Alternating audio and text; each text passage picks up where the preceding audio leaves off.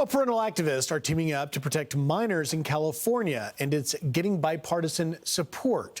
Protect Kids California filed 3 statewide ballot initiatives to protect children from reproductive harm. That act would ban sex change surgeries and puberty blockers for children. The School Transparency and Partnership Act, which would require school officials to tell a parent if their child wants to be addressed as a different gender. And finally, the Protect Girls Sports and Spaces Act, which would ban biological males from competing in female sports. Joining us now, the co-founders of Protect Kids California, Jonathan Zachreson, and a Republican, and Erin Friday, a Democrat. So, guys, I want to know, and Zach, we can start with you. Why are you doing this? Why did you get together to do this bipartisan move to get on the ballot?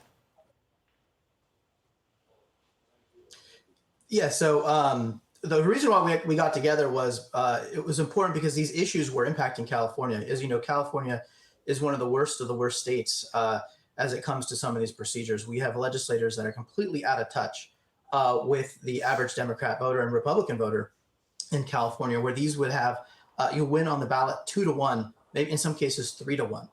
So it's important that we got together to make sure that voters had a chance to hear these. In California, we have the opportunity to take them directly to the people of California, and that's what we're trying to do. And Erin, obviously, Jonathan, a Republican, we've been hearing a lot from Republicans about this, but you're a Democrat, and you're pushing to make it a bipartisan effort, gives it more credence. Why are Democrats on board?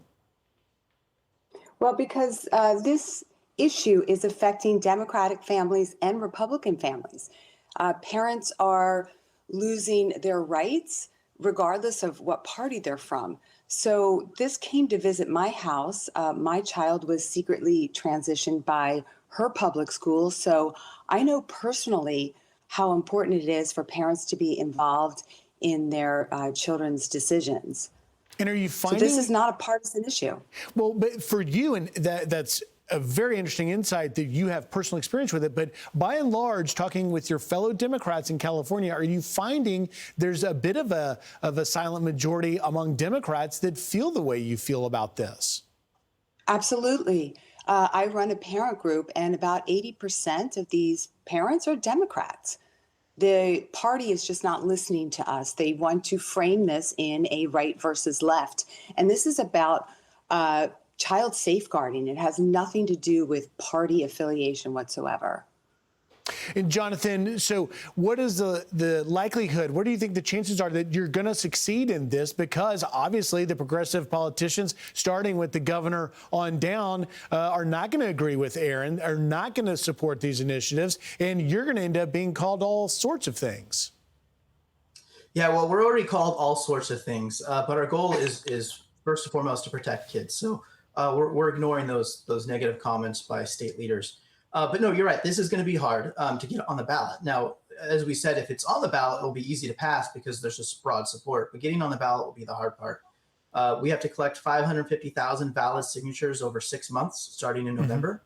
But the good news is, even though only California registered voters can sign the petitions, anybody in the United States can help, whether they promote our website at protectkidsca.com or make a contribution. So anyone in the United States can help. And if we can show that in the bluest of blue states can shun these practices, then it can happen anywhere in the country.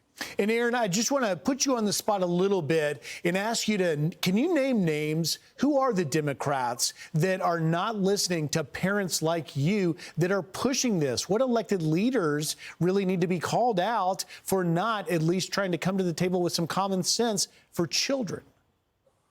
Well, there's not one California elected official who's a Democrat that is standing up for kids, not one. Each one of them has to then be promoting the removal of healthy body parts of children. Otherwise, they would be supporting us. Now, I don't think they're reading the tea leaves. I don't think they're listening. I don't think they're paying attention to the fact that Democratic parents are against the mutilation of children, that they want to know what's happening to their children while they're at school. They don't want boys and girls sports. I mean, these are just facts. Yeah, they are biological facts, but obviously a big disagreement there. Jonathan and Erin, thank you for taking time. Please come back and join us as we get updates on the ballot initiative. This clearly will be an electoral issue as we head toward next year's elections. Thank you very much.